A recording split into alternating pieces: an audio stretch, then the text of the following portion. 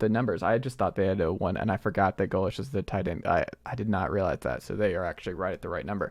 Well, that answers that. That's good. I I got that one just right. Yeah, no, that's good. Now because I've been wondering that this whole time. Um, Brent, I just when it comes to Bama, I I understand it's at Bama.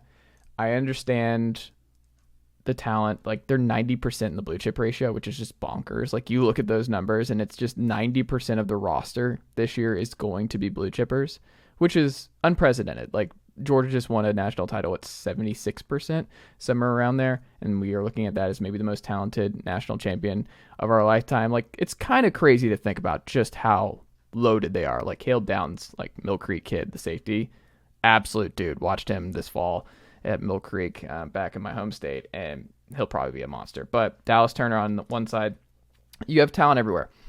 But like if Ty Simpson, Jalen Milrow, if it's Tyler Buckner at home, we saw what Tennessee did at Alabama 2 years ago in the shooting at. Like it wasn't like Bama's was the game was in doubt for them, but Tennessee was still playing well in the fourth quarter. The game was not over in the fourth quarter. Tennessee ran out of gas and ran out of firepower, and the defense again just couldn't get a stop.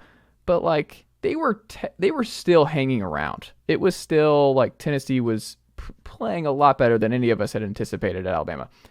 I don't think the fireworks are there, and if they're scoring, I just don't know if Bama is going in a direction where they're going to be able to overpower Tennessee and limit Tennessee enough to what Georgia did at home against Tennessee last year. I don't know if I see that for them. I don't know. Like it's weird to be as optimistic as I am about going into Tuscaloosa at this point. Why are you going lost right now? Just because I think it's hard to go down there and win. And I think that when you go back and look at what happened last year, Hendon Hooker was phenomenal in that Mm, football game. I mean, he was terrific.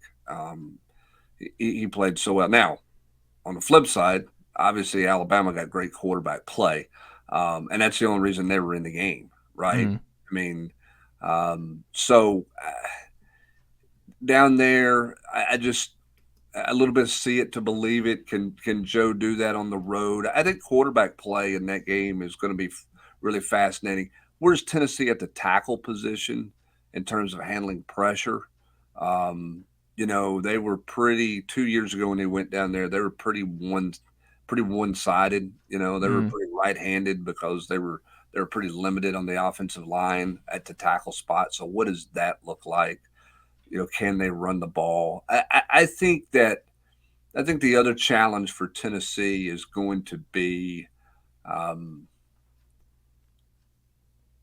are our teams going to get away with holding their wide receivers? Hmm.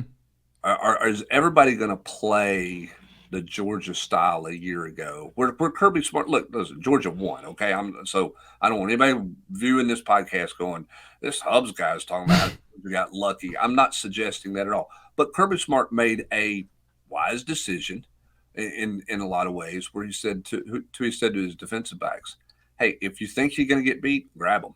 Mm. Just grab them. We'll take the 10-yard penalty. Keely Ringdo did We're, that all the last 2 years. we're not giving you that."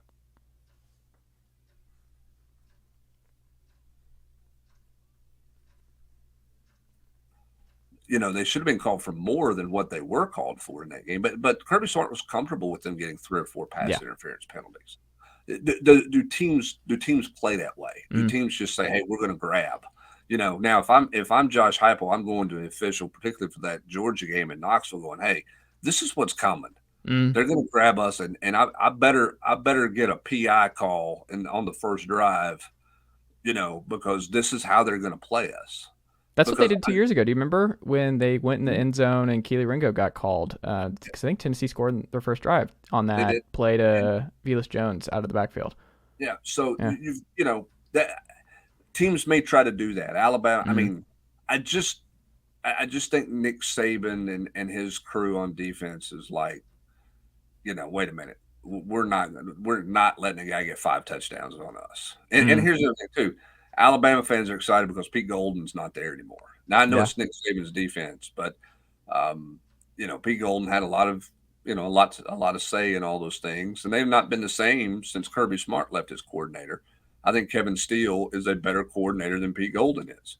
Yeah. And so what do they look like? How much better is Alabama defensively? How much more sound are they? I mean, it's a team that was heavily penalized last year.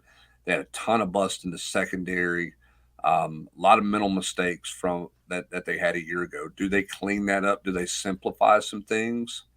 How do they adjust to that this year after what's happening? Because, I mean, the reality is for 2 seasons, Josh Heupel's offense has moved the ball.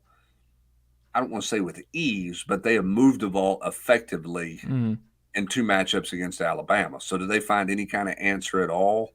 I don't know. I'm just not sure Tennessee can get a night like they got out of Hendon Hooker a year ago to win that game, because he was spectacular in that game against Alabama. He was fantastic. Yeah. Just played great. I'm also more concerned about the line play in this one. Like, Crawford was incredible in that game, like throwing up and just like pointing, like just the intimidation factor. And he played one of the games of his life. And Darnell Wright just being incredible against Will Anderson and company. Like, that's going to be a difference now off the edge. Do you have that same kind of protection? Well, and ultimately that's what got them 2 years ago. Yeah. They couldn't hold up off the edge. Too many key sacks, too many plays to disrupt drives. Can they hold up, on the offensive line, this year? I mean, finding those answers at tackle is going to be huge. Even before you ever think about Alabama, I'm talking about going to Florida. You better have your answers at tackle, and what that looks like is going to be pretty fascinating to see. I mean, you think John Campbell's going to start one of the tackle spots, probably left tackle, and then we'll see what the right side looks like. Is that Mincy? Is that Crawford? What comes about the right side? I mean, they were really. I mean, a year ago they didn't have to worry about. They only had to worry about one tackle. Everything else was solidified up front. And the other thing too, knock on wood, this team really stayed healthy a year ago, and that was a huge part of them being able to do what they did. Now, I know you said, what do you mean they stayed healthy? Cedric Tillman was gone for forever. I get that, but they stayed healthy in the line of scrimmage, which was big for this team on both sides of the ball. They, do they have that kind of fortune again this year? And you say, well, wait a minute, they lost Hendon Hooker, and yeah, that's when the season changed. But up until that point, they had been a very healthy football team, which is why they were in the college football playoff rankings where they were. Yeah. If you had to estimate, what do you think is more likely, Texas A&M or South Carolina winning in Knoxville this fall? Which one would you be more or less surprised? I just have a hard time seeing Josh Heupel.